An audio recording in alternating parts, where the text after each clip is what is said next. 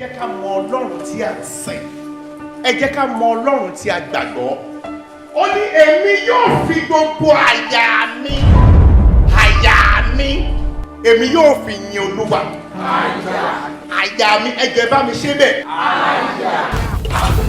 Hello. Caro ó ṣe bẹ́ẹ̀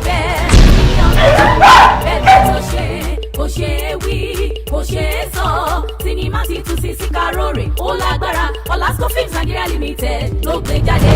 Jésù ayé kasagba sinimá ti tún Sisi Caro ṣe bẹ́ẹ̀ láyìíká Olúwa Ọdúnládé Adékọ́lá pàìtọ́ wa ogun èṣù rẹ̀ kò gbọ́dọ̀ gbérí abẹ́ ìjọba tó. Olúwa ní òun ti fi agbára wa òun sì fi àṣẹ sí ahọ́n wa. Kò sí ohun tí mo ní kó ṣẹlẹ̀ tí ò ní ṣẹlẹ̀. Kò sí ohun tí mo ní kó dìde tó máa wà lórí ibi tó wà. Kò sí ohun tí mo ní kó wó tó máa nàró dúró. Nítorí pé ọba tí ó bẹ láàyè tí ò yípo padà ó ń bẹ nínú ayé mi. Èṣù òníráyè láyé mi láyé.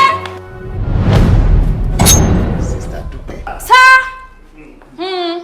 Mo lẹ́mi ò ní wu ìwà tó lòdì sí òfin Ọlọ́run. Yóò ní wu ìwà tó máa lòdì sí òfin Ọlọ́run ọba. Mr. Silva ariwo yìí pọ̀ ní Ọlọ́run kí ló dé. Sinimá ti tún Sisi Caro adultery fornication ìyàwó pàìtọ́ àtọmọ ẹjọ́ ìnàkóòdùn ogun burúkú.